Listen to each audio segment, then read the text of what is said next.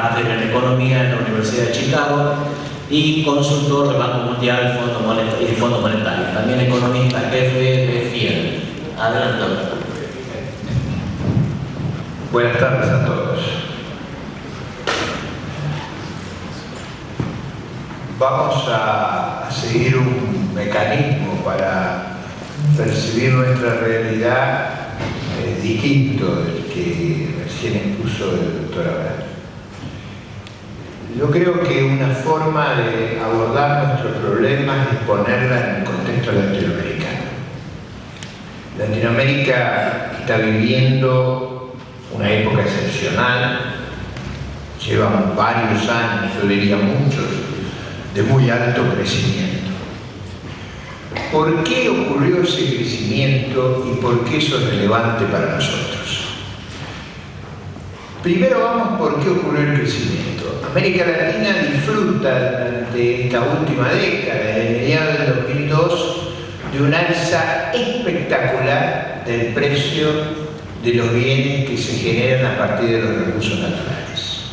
Es decir, bienes que históricamente un célebre tucumano había descrito que iban a sufrir una secular pérdida de valor, que reflejó un proceso histórico. Ahora eso ha cambiado y estos bienes han tenido a escala internacional una alza de precio. Cuando sube el precio de los bienes que se producen con recursos naturales, a nuestras economías es como si le levantaran las posibilidades de producir, pero de una manera espectacular. Piensen ustedes que los precios se han multiplicado en algunos casos por 4, en otros casos por 11 o 12. ¿Qué es lo que ocurre cuando ustedes yo les desplazo? Para hacer un ejemplo que todos comprendan. Ustedes todos los meses cobran un salario. Vamos a suponer, de una manera modesta, que ustedes ese salario es igual a 100, se gastan 95 en atender las necesidades de su consumo cotidiano y ahorran 5 pesos por mes. Para supongamos que ocurre algo que les sube el salario de 100 a 1000. Ustedes dirán, se me multiplicó por 10 los ingresos. No, se multiplicó por mucho más la capacidad de generar excedente de ustedes, porque ustedes generaban 5 pesos de excedente y ahora van a generar 900, es decir, van a estar en condiciones de producir un ahorro de naturaleza excepcional. Y eso es lo que le ocurrió a Latinoamérica. Se le produjo una capacidad excedente extraordinaria. Ahora, supongamos que en los 95 que gastaban, 50 eran debido a las tasas de interés que ustedes pagaban y las tasas bajan de alrededor de 6 a 0,25 como ocurre ahora. Si se les produce una caída de los costos del endeudamiento, vamos a poner a 1/10 de lo que pagaban. Eso les crea otra ampliación del excedente, no de la magnitud del anterior, pero falta. Eso es lo que le pasó a Latinoamérica.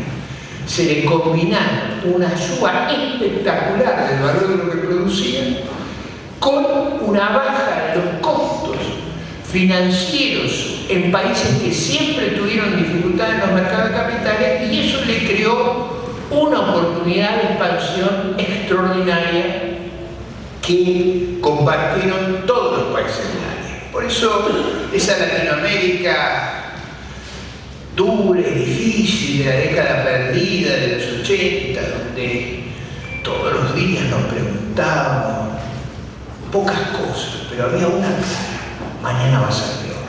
Esa era la percepción que todos teníamos.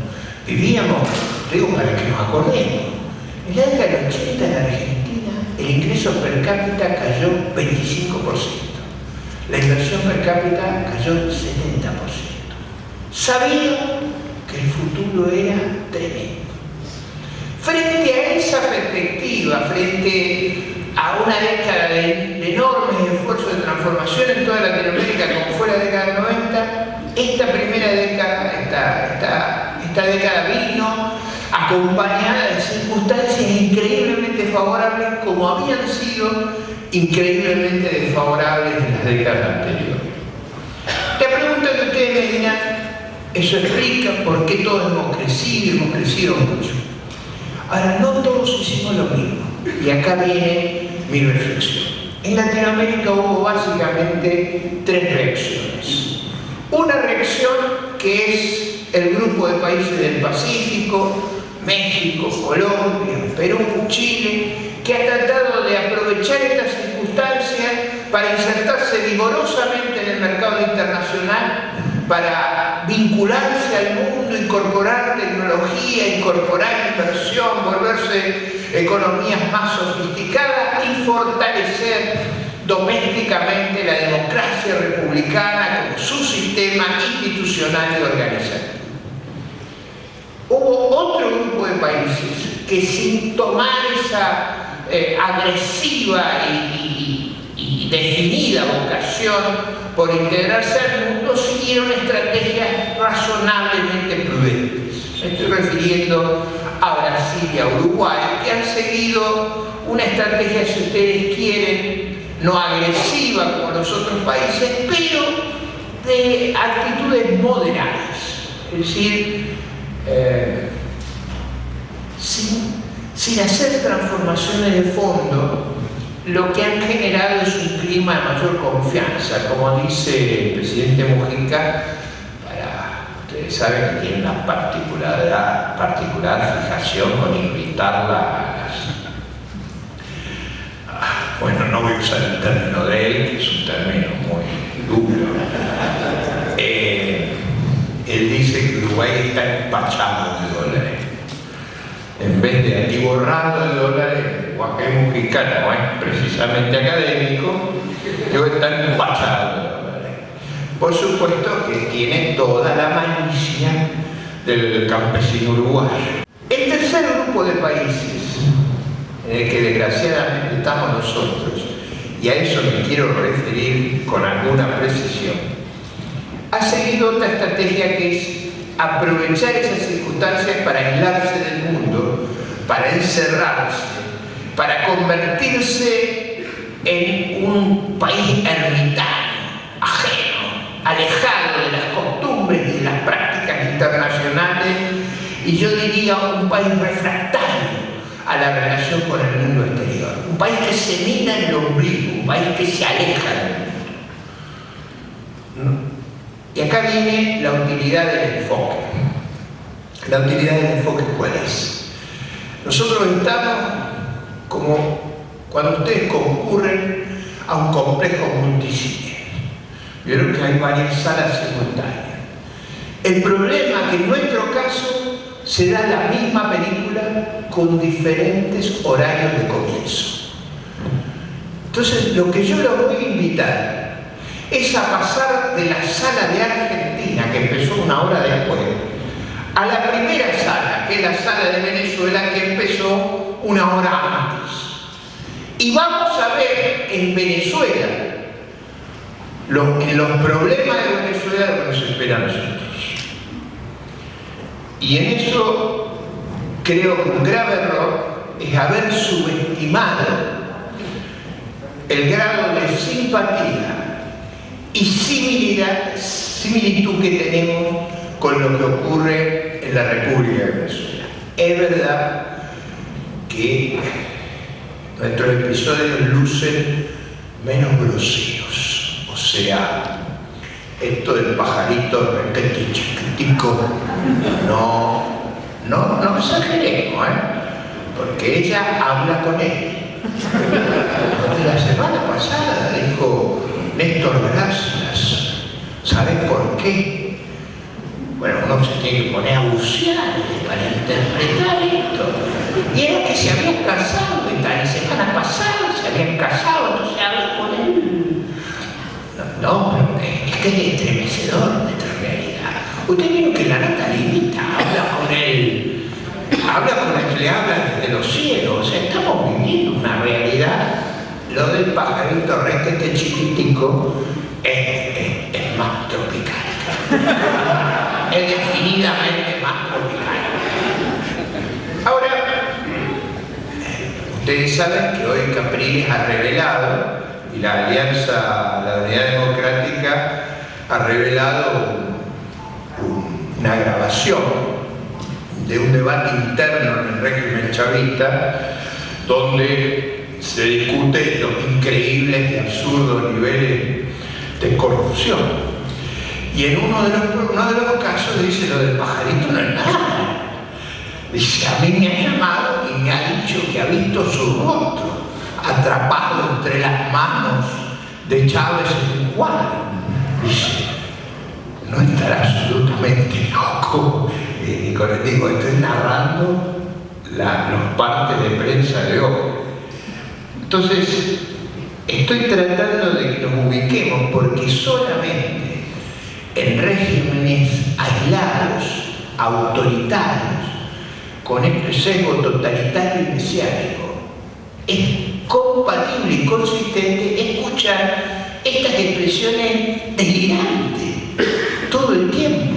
Es decir, nosotros las escuchamos, yo diría, a clima templado, pero las escuchamos. Entonces creo que ponernos en esa perspectiva nos va a ayudar a entender el problema. ¿Cuál era, ahora entrando en materia, la opción que países como el nuestro, como Venezuela, tenían? Primero, fijémonos la magnitud. Venezuela ha tenido exportado en estos 12, 13 años de gobierno chavista, 14 en realidad, pero yo tomo los últimos 12, algo así como 800.000 millones de dólares más de lo que hubiera exportado de no ocurrir el extraordinario alza del petróleo que han tenido. Nosotros nos impresionamos porque la soja, cuando yo era ministro de Finanzas, en un momento muy delicado para el país, valía 150 dólares. Ahora vale alrededor de 550, llegó a valer 650. O sea, el precio de la soja se multiplicó por 4. Pero Chávez se unió con el petróleo a 8 dólares y el petróleo se fue a más de 100 dólares. O sea, el precio de Chávez se multiplicó por más de 12. O sea, los venezolanos han dispuesto de 800.000 millones adicionales a los que hubieran dispuesto normalmente, y son 30 millones de habitantes.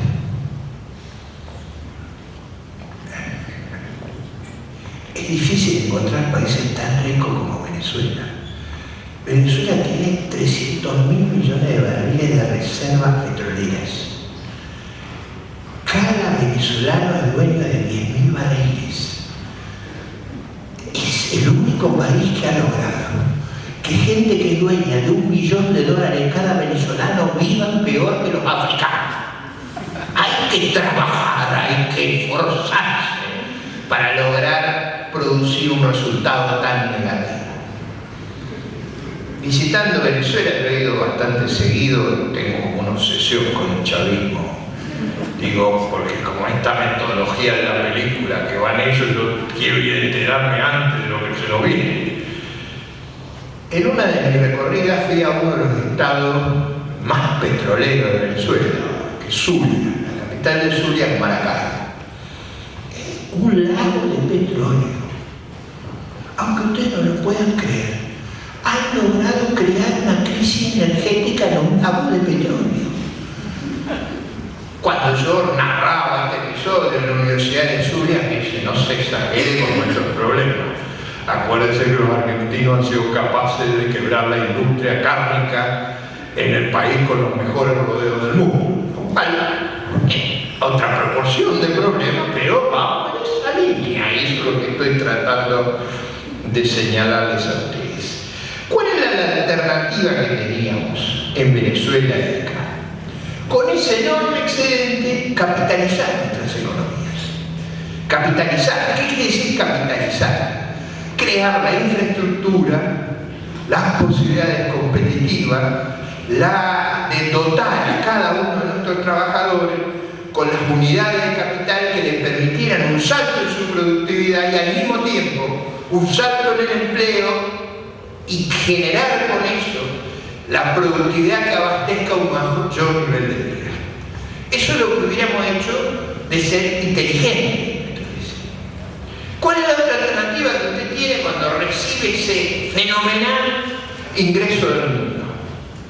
Pegarse una fiesta descomunal, disparatada, que sea de un extraordinario resultado electoral en el corto plazo, pero que sea catastrófica para el futuro. Tanto más catastrófica cuando se hacen locuras con los planes de inversión. Y yo creía que las locuras las veía en Venezuela, hasta que crucé de Santiago del Estero a Tucumán. Estoy súper caliente con este tema y vi que han construido un nuevo aeropuerto ahí en la zona de las aguas termales. Ustedes saben que el aeropuerto de Santiago del Estero lo usamos una vez por día con un vuelo. Al de San Miguel de Tucumán debemos tener 4. Y como si esto no tuviera capacidad ociosa, encajamos otro en el medio. Un arreglo sensato hubiera sido hacer una gran autovía entre Tucumán y Santiago del Estero, que mejorara dramáticamente la competencia y la productividad del área, que mejorara la situación energética y no desperdiciar el capital en estas aventuras. Pero lo más llamativo, tanto en Venezuela como en Argentina, ha sido ese populismo de generar un grado de clientelismo y vasallaje que nos ha destruido la cultura del trabajo y nos ha generado quizá el pasivo más grande para el futuro, que es la desvalorización de esos elementos valorativos que son esenciales en una sociedad que progresa. ¿Cuál es la característica de estos regímenes? ¿Por qué llegan a estas conclusiones? Y déjenme concentrarme en ello. Lo primero que uno ve en estos regímenes que gozan de esta masa de recursos producto de un hecho rentístico es la identificación del Estado, el gobierno, el partido y el líder. Ustedes no pueden distinguir bien quién es el partido, quién es el gobierno, quién es el Estado, porque es todo lo mismo. Es difícil distinguir en ellos cuánto es del partido, cuánto del Estado, cuántos el líder no cree que es suyo. Ustedes vieron cuando acá se discute en la Reserva del Banco Central, ella cree que son de ella, que puede disponer sin ningún límite. Esa característica de pérdida de la capacidad de distinción de lo que es propio del liderazgo, esa idea de la alternancia, de que los gobernantes son inquilinos del poder, es lo que hemos extraviado.